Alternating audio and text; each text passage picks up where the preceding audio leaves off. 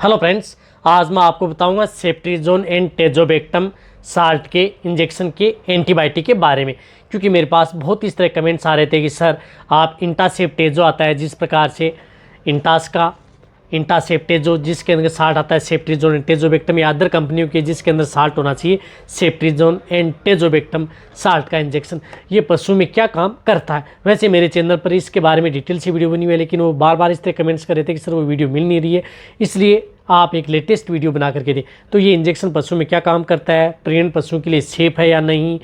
गाभिन पशुओं को देना चाहिए या नहीं, या कौन सी बीमारी के अंदर कितने दिन इस इंजेक्शन का प्रयोग किया जाता है, क्या रूट होता है और इसकी डोज क्या होती है, और कौन सी बीमारी में इस इंजेक्शन को लगाने में सबसे ज़्यादा बेनिफिट देखने को मिलता है। यानी पूरा जो यदि आपको इस एंटीबायोटिक जो सेफ्ट्रीजोन एंड टेजोबेक्टम है इसके बारे में डिटेल से बताया जाएगा। वीडियो को स्किप करके देखना, पूरा देखना। सबसे पहले तो आपको मैं बताना चाहता हूँ कि जो सेफ्ट्रीजोन एंड टेजोबेक्टम साल्ट का जो इंजेक्शन आता है, जिस तरह से ये इंजेक्शन है इंटासेप टेजो या अदर है, जो एक सफ़ेद पाउडर के रूप में होता है। इस पाउडर की ये क्या होता है इंजेक्शन, ये होता है ब्रॉड स्पेक्ट्रम एंटीबायोटिक, जो कि gram positive and gram negative दोनों बैक्टीरियों पर ये काम करती है। यानी दोनों तरह की यदि आपके पशु में यदि तरह की आपको पता नहीं लगे कि इसमें ग्राम पॉजिटिव बैक्टीरिया है या ग्राम नेगेटिव, तो ये एंटीबायोटिक यदि आप उन पशुओं पर लगवाते हैं तो ये दोनों बैक्टीरियों को किल करने का काम करती है। साथ साथ ये एंटीबायोटिक यदि आपके पशु में जिस तरह के रोग बता रहा हूँ,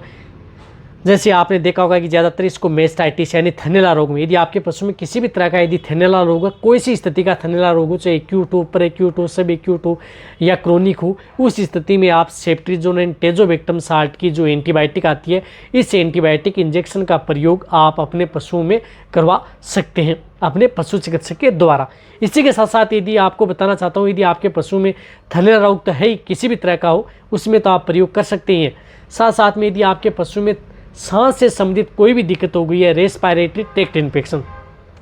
अब श्वसन में संबंधित कौन कौन से रोग आते हैं, जिस प्रकार से यदि आपके पशु में निमोनिया हो गया है या किसी भी तरह की यदि आपके पशु में और कोई दिक्कत, यदि सांस में तकलीफ यदि आपके पशु में हो गई है, तो उस स्थिति के दौरान भी आप इस तरह के इंजेक्शन यानी साल्ट के एंटीबायोटिक इंजेक्शन का प्रयोग किया जाता है। इसी तरह से यदि आपके पशु में जिस प्रकार से हेमोरेजिक सेप्टिसीमिया HS गलघोटू यदि रोग हो जाए, तो उस बीमारी के अंदर भी इस इंजेक्शन का प्रयोग पशुओं में करवाया जाता है और बहुत ही अच्छा रिजल्ट मिलता है। यदि आपके पशु में गलघोटू रोग हो गया है तो वहाँ पर भी इस इंजेक्शन का प्रयोग किया जाता है। इसी तरह से यदि आपके पशु में जिस प्रकार से मेनिंजाइटिस रोग है यानी मस्तिष्क से संबंधित एक बीमारी होती है, जिसमें यदि पशुओं में कोई दिक्कत हो जाती है, तो आपको ये इंजेक्शन का प्रयोग उन पशुओं में करवाया जाता है। वहाँ पर भी बहुत ही अच्छा रिजल्ट पशुओं में देखने को मिलता है। इसी तरह से यदि आपके पशु में यूरिनरी ट्रैक्ट इन्फेक्शन हो जाए, UTI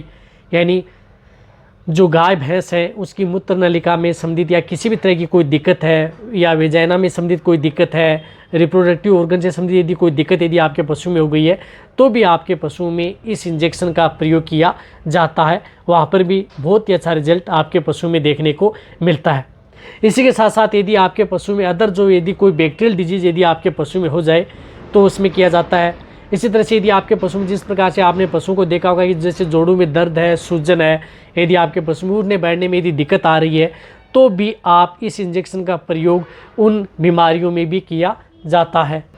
इसी तरह से यदि आपके पशु में गैस्ट्रोइंटेस्टाइनल इन्फेक्शन यदि आपके पशु में हो जाती है, तो भी इस तरह के इंजेक्शन का प्रयोग किया जाता है। यानी रुमन में किसी भी तरह की यदि कोई दिक्कत है तो उसमें भी इस इंजेक्शन का, रही बात सेप्टिसीमिया में भी इस तरह के इंजेक्शन का प्रयोग किया जाता है। जो मैंने ये रोग बताएं, इस तरह के रोगों के अंदर इस इंजेक्शन का प्रयोग यानी इंटासेप टेजो सेफ्ट्रीजोन एंड टेजोबेक्टम साल्ट की एंटीबायोटिक इंजेक्शन का प्रयोग किया जाता है। रही बात यदि कोई डिजीज़ हो जाती है जो ब्रॉड स्पेक्ट्रम एंटीबायोटिक की वजह, ब्रॉड स्पेक्ट्रम एंटीबायोटिक यदि आप प्रयोग लेना चाहते हैं, जो कई इस तरह की बीमारी हैं, तो उन बीमारियों में भी आप इस इंजेक्शन का प्रयोग आप अपने पशु में पशु चिकित्सक के द्वारा करवा सकते हैं। देखो, जो ये एंटीबायोटिक होती है, कोई भी एंटीबायोटिक इंजेक्शन हो, वह यदि आपके पशु में रोग हो गया है, यदि आपने उसको डायग्नोसिस कर लिया है, उसी के बाद में ही कोई भी एंटीबायोटिक इंजेक्शन अपने पशुओं में लगवाया जाता है। ऐसा नहीं है कि यदि आपके पशु में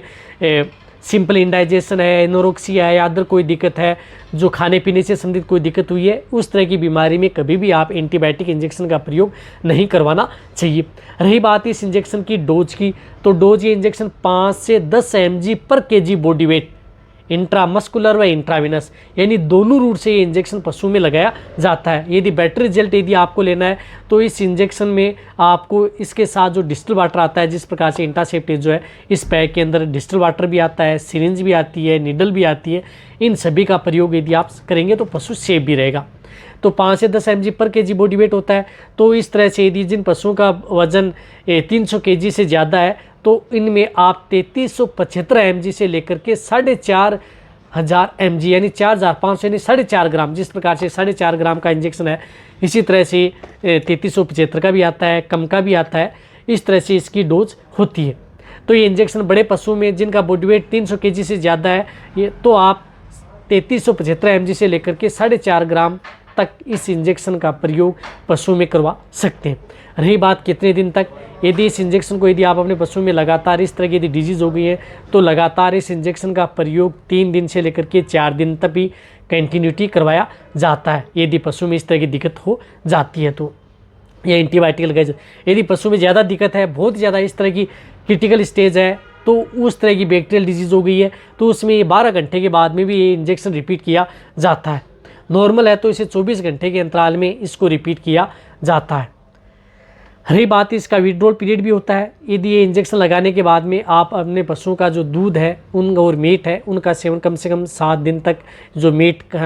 जिन पशुओं का लिया जाता है उनका कभी तक 28 दिन तक इसका प्रयोग नहीं किया जाता, यानी दूध है कच्चे दूध का प्रयोग नहीं कर सकते आप, डायरेक्ट पका करके इसका प्रयोग किया जाता है। रही बात जो ये इंजेक्शन यदि प्रेग्नेंट पशु में भी यदि आप अपने प्रयोग कर सकते हैं, यदि आपका पशु प्रेग्नेंट है तो भी इसका प्रयोग किया जाता है, क्योंकि ये इंजेक्शन प्रेगनेंसी सेफ होता है। इसी तरह से यदि आपके पशु में अदर जो डिजीज़ होती है जैसे सेकेंडरी बैक्टीरियल इन्फेक्शन यदि आपके पशु में न फैले, आपने देखा होगा कि कई बार यदि आपके पशु में जो वायरल डिजीज़ यदि आपके पशु में हो जाती है या बैक्टीरियल डिजीज़ यदि आपके पशु में हो जाती है तो उनके साथ कई बार दूसरी डिजीज़ भी साथ में हो जाती है। तो उसके बचाव के तौर पर भी आप इस तरह की जो एंटीबायोटिक इंजेक्शन है उनका प्रयोग उन पशुओं में करवाया जाता है। देखो, जहाँ तक हो सकता है मैंने आपको इस इंजेक्शन के बारे में सही और सटीक जानकारी देने की कोशिश की है।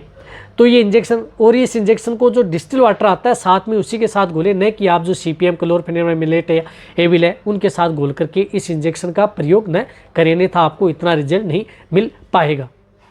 और एक और बताना चाहता हूँ कि यदि आपको इस वीडियो में कहीं पर छूट गया है तो यदि पूरी जानकारी है तो मेरे चैनल पर एक डिटेल सी वीडियो बनी हुई है इस इंजेक्शन के बारे में, इंटासेप्ट जो 4.5 ग्राम का आता है, तो वहाँ पर भी आप जाकर के देख सकते हैं। यदि आपको नहीं मिल रही है तो आपको जो प्ले लिस्ट बनी हुई है वेट इंजेक्शन के बारे में, वहाँ पर जाएँ और प्ले लिस्ट में जाकर के आप देखें, आपको सभी इंजेक्शन के बारे में पूरी डिटेल से वीडियो मिल जाएगी। ये वीडियो जितना हो सकता है आप पशुपालक हैं, वेटरनरी असिस्टेंट हैं, उनके साथ आप शेयर करें ताकि उन्हें भी नॉलेज हो जाए कि ये इंजेक्शन पशु में क्या क्या काम करता है। इसी तरह से आप मेरी वीडियो देखते रहें, इसी तरह से आप मेरे को प्यार देते रहें। थैंक्स,